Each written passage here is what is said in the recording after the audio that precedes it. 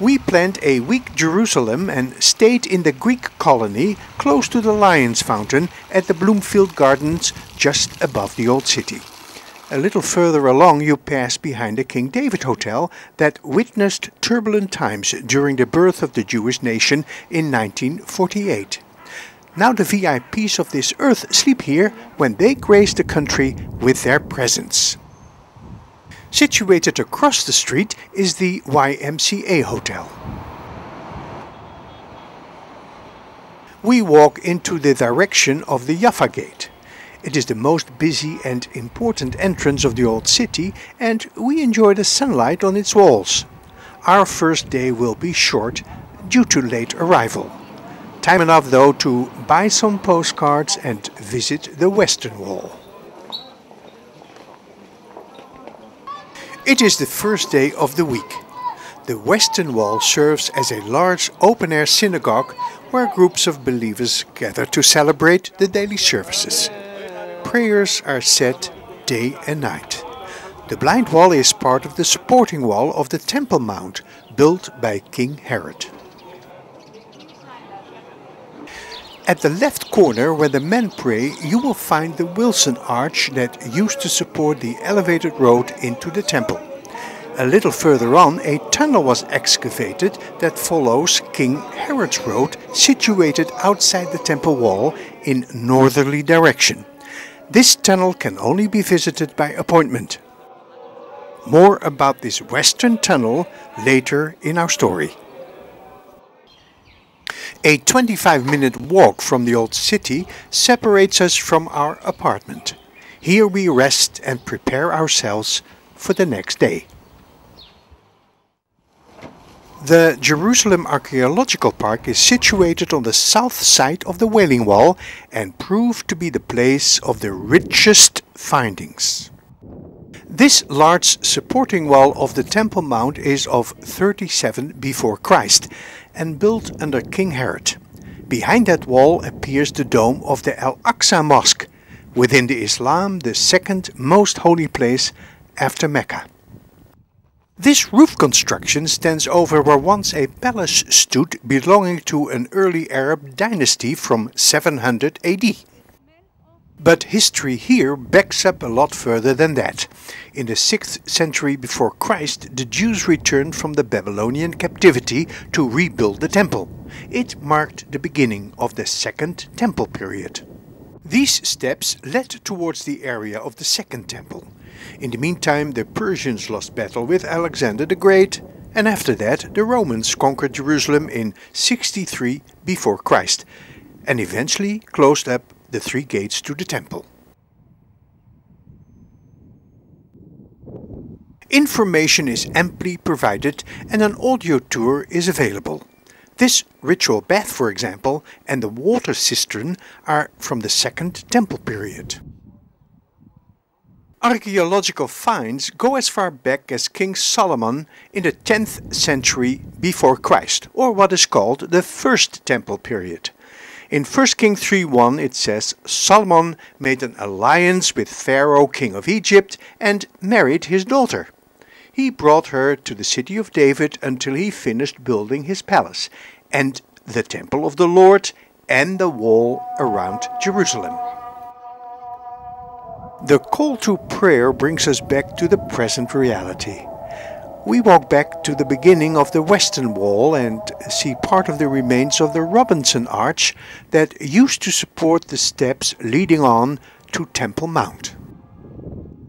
Underneath the wall lies a pile of stones pushed down by angry Romans. It must have been a wearisome effort in 70 AD when they broke part of the Jewish resistance. Masada remained a stronghold for several more years. Here it meant the destruction of the temple and the diaspora of the Jews. Dus wat, hè? Ja, dat hebben ze niet met z'n tweeën gedaan. Amongst the fallen stones, a stone was found with the inscription to the place of the trumpeting, to announce the beginning and the end of the Shabbat. The original stone can now be seen in the Jerusalem Museum. After the destruction of the temple, it became a time of conquer or be conquered.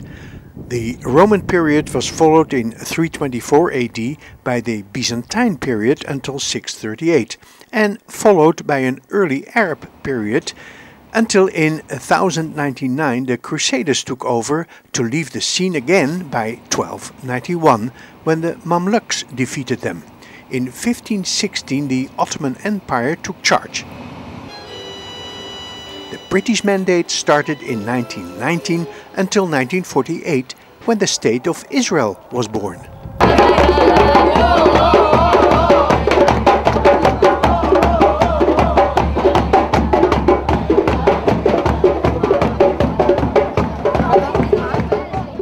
We're on our way back to the tunnel along the Western Wall.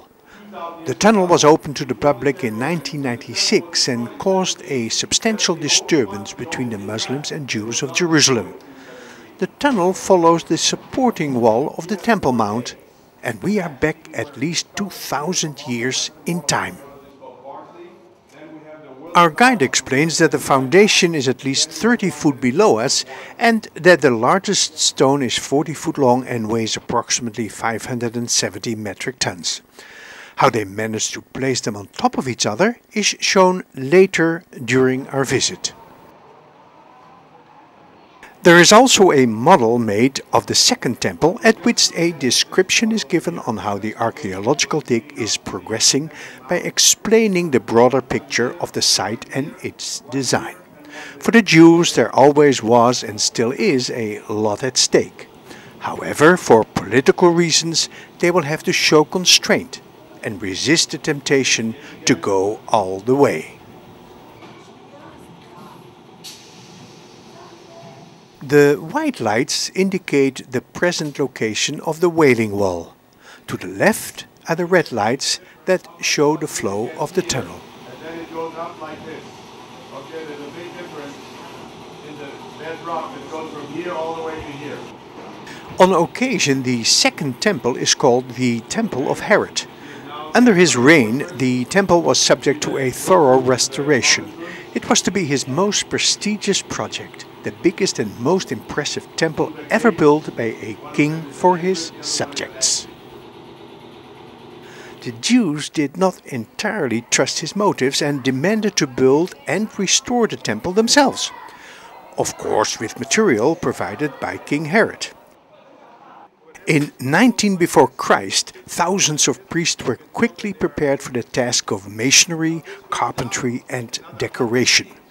Strictly speaking, one could say that this was in fact the third temple. It's not a bottom stone, it's not down at the bottom. So they had carried those stones. Herodian masonry can easily be recognized by the carved edges and the holes in which wooden beams were placed to move the heavy stones. This is the Warren Gate. We are now at the Warren Gate that was blocked by the Crusaders in 1099. The small synagogue here was destroyed and the Jews were forbidden to pray. Between the Byzantine era and the beginning of the Crusaders, the Jews had been allowed by the Muslims to pray here for several centuries. After all, it was the closest place to the Holy of Holiest. In 1981, the Muslims discovered that Jewish archaeologists were undermining their territory by digging via the Warren Gate into the direction of the temple. Political unrest followed as a result. So you walk now in the street that Jesus walked on. That street was here. We're now on the level of Jesus' time. He must have walked this Roman road. For Christians, a special place to be. And how this all happened from an architectural point of view depends very much on the believability of the various theories that have been proposed. Whatever preparations were necessary to build the temple wall, fact is that clever and intelligent folks were involved, and that the necessity of completion, mother was of all inventions. 10,000 skilled laborers were involved to make it happen. The original measurements of Solomon's temple were to be kept, but in order to create enough space to house Herod's impressive design, the Temple Mount doubled in size. Higher grounds were moved from the northern part to fill up the southern part of the Temple Mount, and as a result the southern wall needed a support structure of more than 100 foot. The temple was dedicated in the summer of 18 BC. For the finishing touch of other buildings, squares and walls, another 8 years were needed. This enormous terrain was finally finished in 64 AD. 6 years later it all went terribly wrong, as in 70 AD the Romans torched the place and reduced it to rubble. Tomorrow, Zev Kedem from Haifa will pay us a visit and share our experience of Jerusalem. Zev is a friend whom I met during the Jerusalem Film Festival of 1972. At that time he worked as engineer on the restoration of the Jewish quarter in the Old City after the Six-Day War in 1967. We will visit the place that he rebuilt and lived in, and plan to visit the Sound of the Old City Music Festival. For Zev, it will become a homecoming of sorts. His dream and vision of a prosperous city has become reality. One of the joys is to see how much vegetation the trees have grown when they were planted in my time when we were restoring the old city of Jerusalem. They were just little saplings. They reach for the light and they reach for the celebration which we are about to see today, and delights me to come back under these circumstances.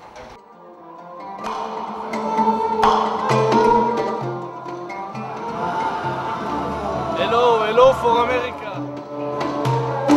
When Zev began building his home, mules and donkeys carried sand to the highest level of the building. It was a time of idealism and hard work. It was a very satisfying creative period of my life. And it also contained a vision, because we worked amongst the ruins of the period in Jordanian rule, and here we are rebuilding a dream. But it was only yesterday evening that I saw a pilgrimage, a musical pilgrimage of people coming to celebrate Passover. Towards Passover, one of the 3 trips to Jerusalem that were holy, and people were relaxed and they were full of joy, and they listened to the creative talents as they must have been there 2,000 years ago, and it justified for me this spiritual sort of ambition of what a better society could be within not quite a perfect Israel, yes? Not all music was inspired by Jewish culture. Arabic, Armenian and Christian music were also part of the Sounds of the Old City Music Festival.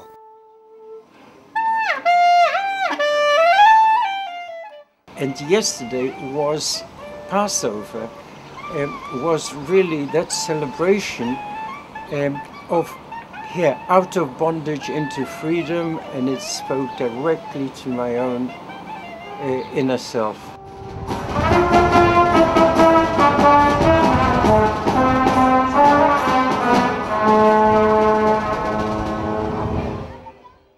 And this was only the beginning of a week full moments of learning, cultural surprises and a consolidation of our religious conviction.